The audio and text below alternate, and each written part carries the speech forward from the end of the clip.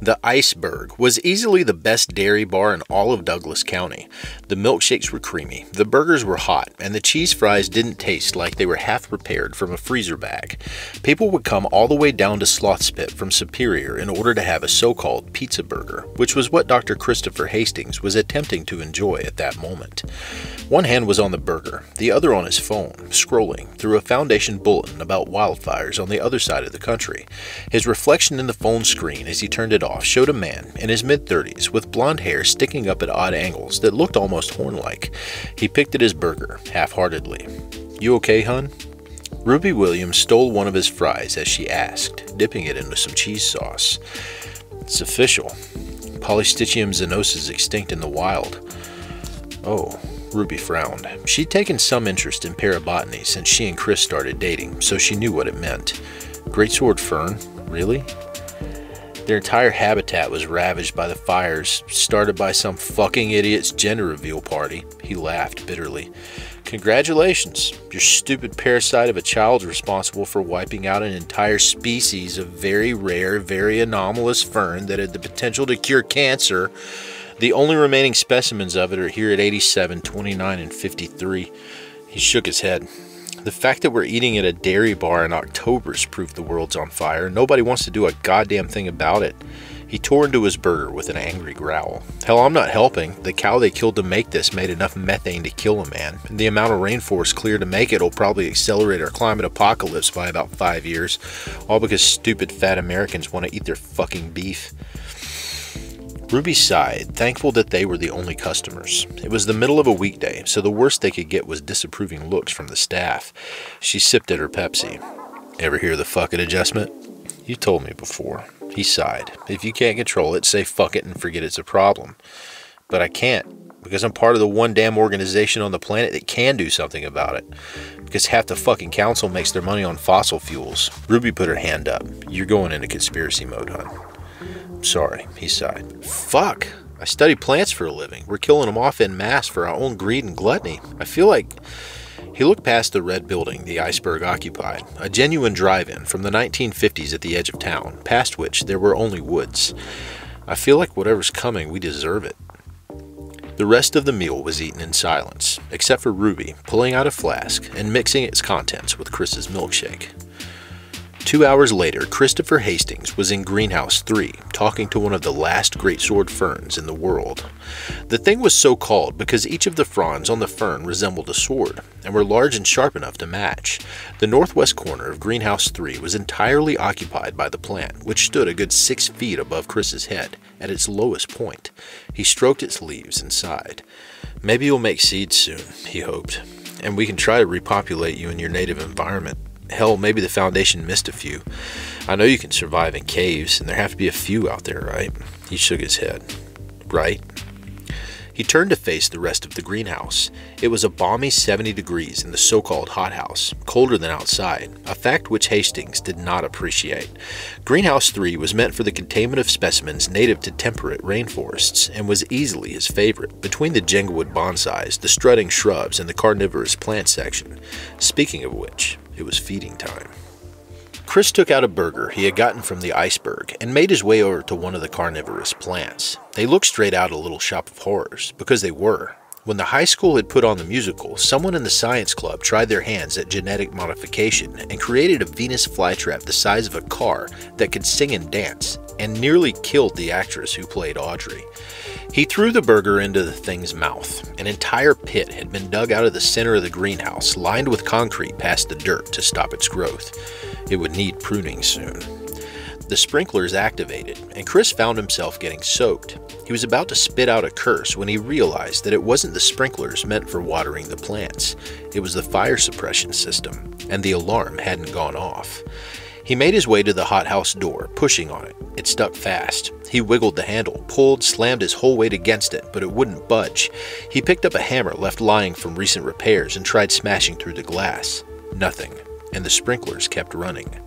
But it wasn't water coming from the sprinklers. Stagnant as it would be, it didn't smell like this. It almost smelled like gasoline. His eyes widened. Shit. He immediately dove into the concrete pit, yelling out an apology to the plant at the bottom. Rudy's Cafe was a simple storefront in downtown Slothspit. It was down the street from the library, at the corner, with seating in the front and back. In the front was a glass window with a large sign that read, "Please wear masks when entering," and a photograph of the deceased Rudolph Dyer sat beneath it, smiling at the customers with the guarantee that, despite it being in different hands, the food was still just as good. Allison Carroll and Robert Toffelmeyer both sat behind the cafe at an extra-long table. Robert was enjoying his meal while Allison was scrolling through something on her phone, making damn sure that Robert couldn't read it. An update for you guys. Flagging Rabbit Holy Diver here especially about the whole deal with the phobic migration. New reports came in from Chicago about a family being terrorized by visions of their dog being torn apart by something that looked like their neighbor, a known animal abuser. The dog was fine, but all of this led to said neighbor being shot. A week before that, a child in Carroll Stream was cornered in a public bathroom stall by what he described as a man with pointy hands and mutilated. He is thankfully alive and stable. Authorities aren't releasing much beyond that.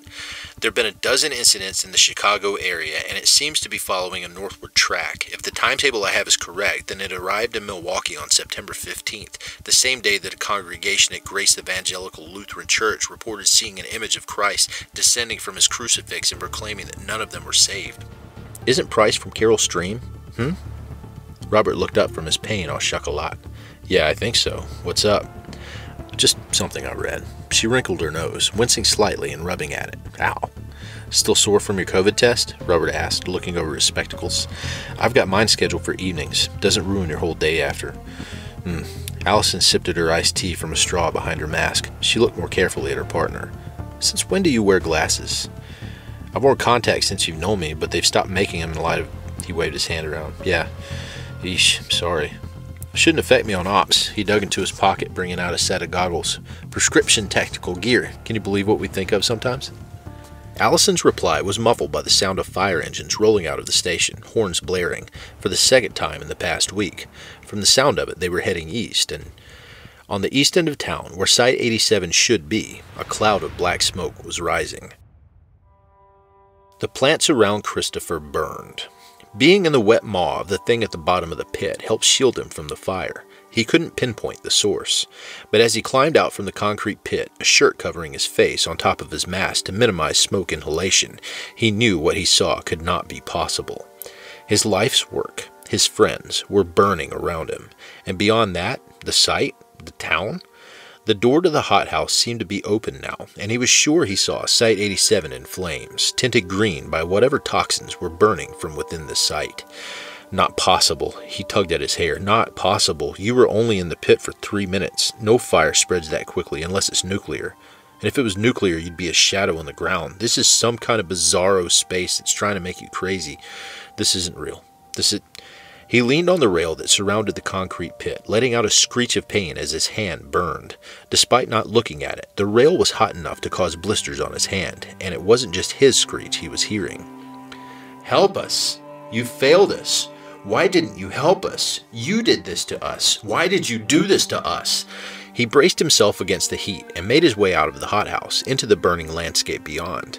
Townsfolk had surrounded the burning ruins of the site and were trying to climb through the windows, not that they could access the site proper that way. Those who weren't on fire looked like they had been exposed to bizarre mutagens, legs that were too long, arms with too many hands, and necks without heads. A woman carried a long limp thing in her arms that Chris thought was a bundle of cloth at first, but then realized that it was a child, gasping and screaming for breath in the choking miasma. And all the while, Site 87 and the town burned and screamed, and Christopher knew somehow that it was his fault, that he should have been better, that he should have taken responsibility and somehow gotten the foundation to fix it before all this happened. Not real, he said, clutching his burnt hand and walking away from the greenhouse. Not real. This isn't real. When Robert and Allison pulled up to the site, the former didn't even wait for the car to come to a stop before exiting, scrabbling through the dirt as he ran to the back of the site. Can't be a coincidence, he heard Ruby Williams shout to her brother. 1 second he goes off on a polemic about climate change, next he's stuck in a burning building. It's suspicious, I'll grant that, Blake Williams said, but we need to let the fire department do their job, sis. We can't go rushing in there. What's burning? Robert came out of the passenger side of the car and ran up to the Williams twins. What's going on? Greenhouse 3. Ruby swallowed. Chris was in there. Has been since we got back from lunch. Jesus Christ. Robert heard at least 3 different hoses going, trying to extinguish the blaze. Sloth's Pit only had a handful of fire engines, and from the look of it, at least half of them were here. Anyone go in yet? Ruby shook her head. They're saying that something's weird. There's heat and smoke and things are burning, but they can't see any fire. That settles it then. Robert rolled his neck. I'm going in. What? Allison rounded the corner as he spoke. What do you mean I'm going in? Used to be a National Guard firefighter. I know the procedures. Ruby, Blake, and Allison all watched as Robert flashed his badge at a firefighter, no, the fire chief, and commandeered his gear.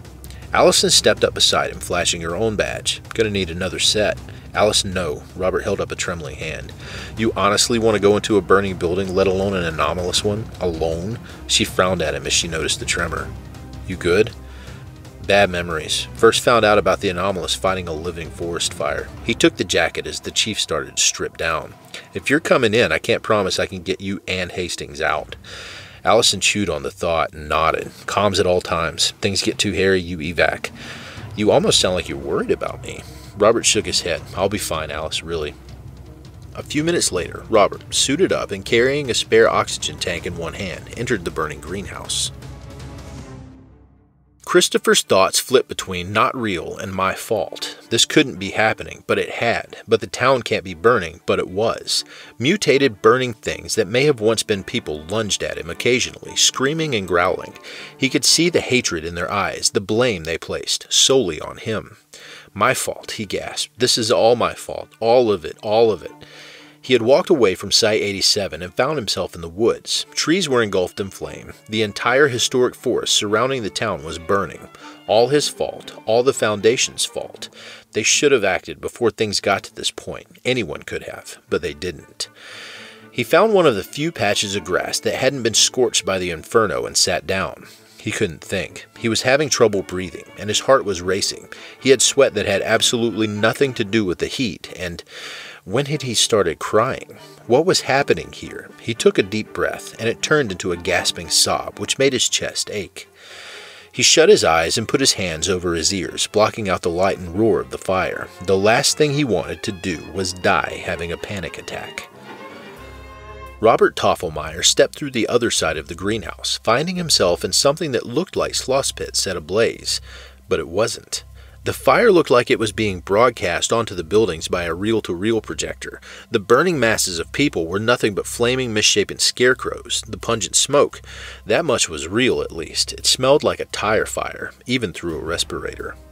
The grass beneath him crunched unnaturally, and he realized it was some kind of artificial sod. The whole thing had the feel of the haunted experience he went to at an amusement park one Halloween, an outdoor haunted house, basically. But Toffelmeyer couldn't help but feel as if the whole thing looked very different to Dr. Hastings. Okay, you weird, cheap, extra-dimensional haunted experience, meet modern technology. Hey, Helen? A tone sounded from his earpiece. What's my position relative to Dr. Christopher Hastings? Dr. Hastings is approximately 500 meters west of your location. GPS data is unavailable. Toffelmeyer started hustling through the landscape into the woods. They were similarly cheap-looking, with the same projected flames and what appeared to be artificial snowflakes mimicking ash. Every single tree was exactly the same as well, cheap, manufactured. In the distance, he saw a figure in a lab coat, curled up on itself and rocking back and forth. Toffelmeyer moved faster. Hastings heard something coming toward him through the inferno and looked up to see a figure approaching him, ablaze, screaming. He stood up and backed away. Back the fuck off!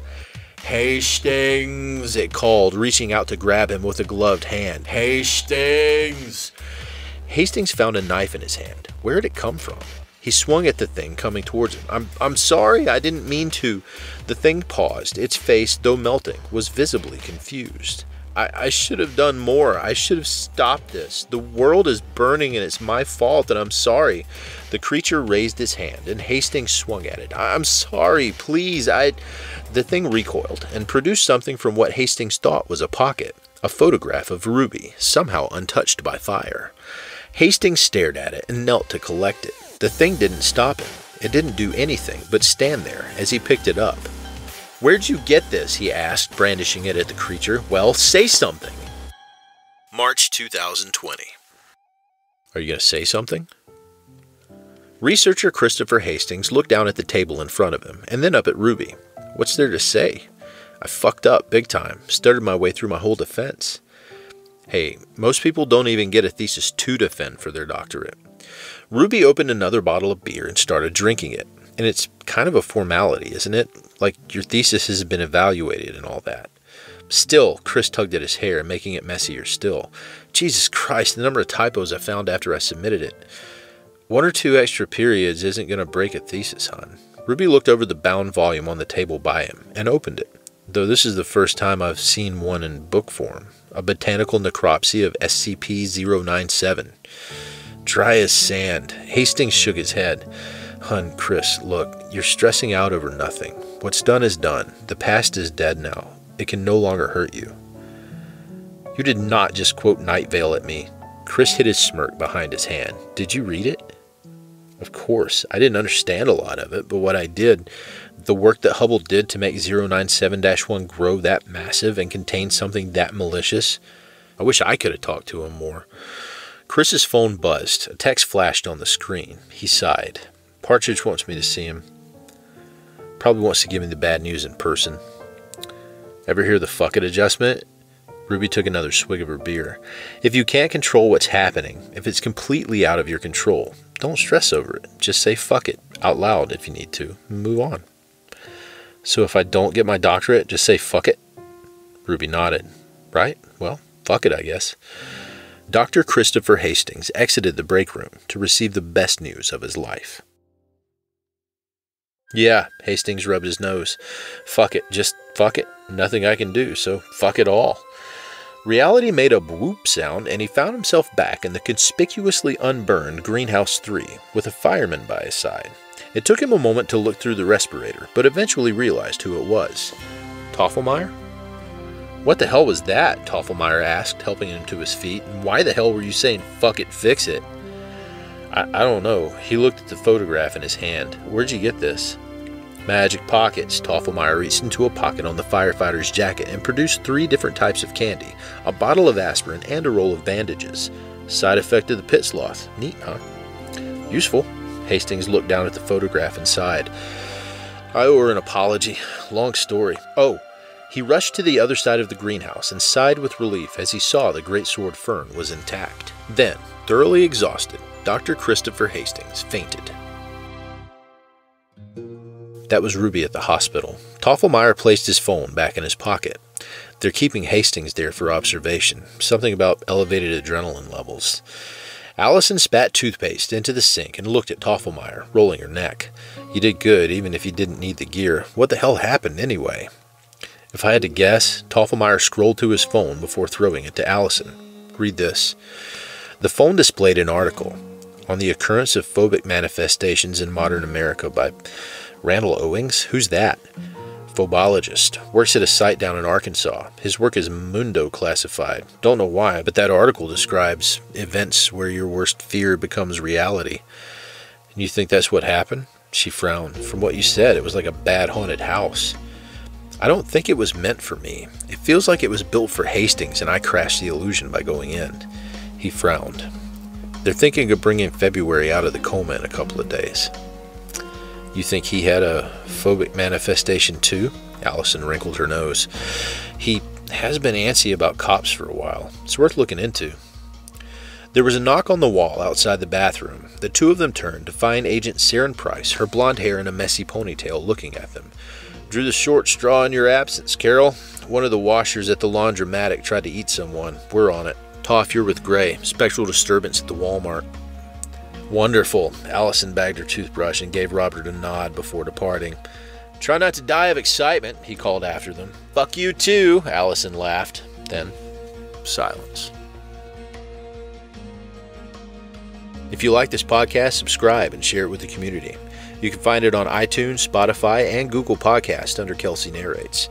You can send me comments at kelseynarrates.blogspot.com, and you can support financially through patreon.com/KelseyNarrates. Credit to the original author, IHP. Content relating to the SCP Foundation, including the SCP Foundation logo, is licensed under Creative Commons Sharealike 3.0, and all concepts originate from www.scpwiki.com and its authors. This recording, being derived from this content, is hereby also released under Creative Commons Sharealike 3.0.